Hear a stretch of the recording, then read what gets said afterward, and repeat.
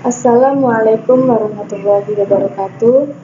Perkenalkan, nama saya Rina Wijayanti, NIM 2021143382, kelas 1J, dosen pengampu Dr. Haji Hendra Wijaya, Sarjana Agama, Magister Pendidikan.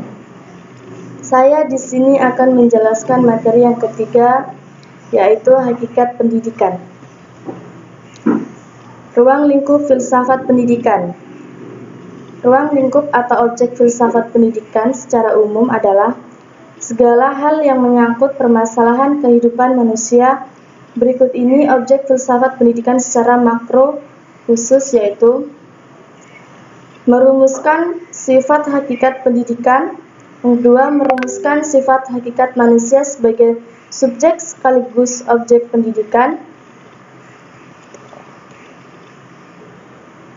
Yang ketiga, merumuskan secara tegas hubungan antara filsafat pendidikan, agama, dan kebudayaan. Yang keempat, merumuskan sistem nilai norma yang merupakan tujuan pendidikan.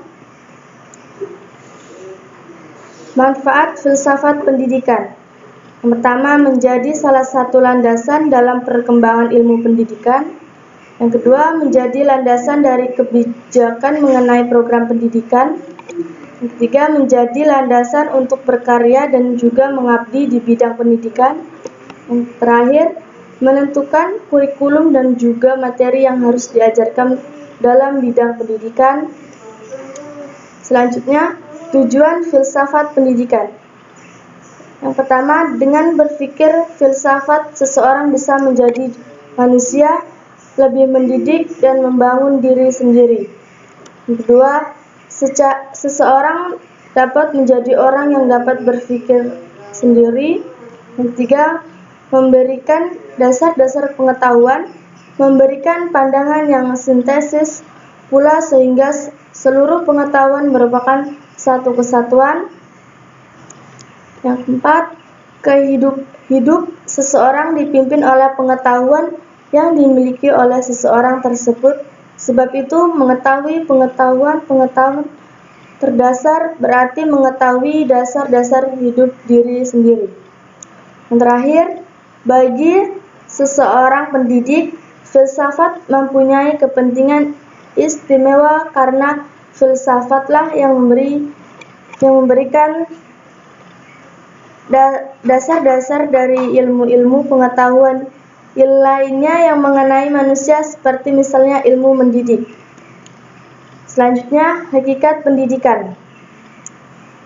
Hakikat pendidikan berdasarkan filsafat pendidikan adalah proses pembelajaran sebagai upaya untuk mengembangkan aktivitas dan kreativitas peserta didik dengan interaksi yang menghasilkan pengalaman belajar.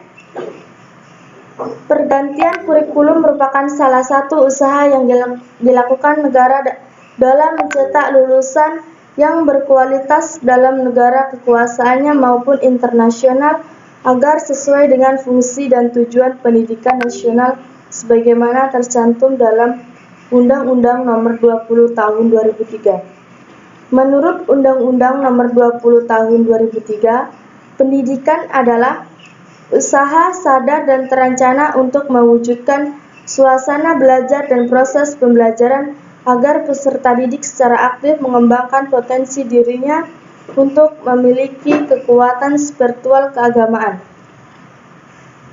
Yang ketiga, pengendalian diri, kepribadian, kecerdasan, akhlak mulia, serta keterampilan yang diperlukan dirinya masyarakat, bangsa, dan negara.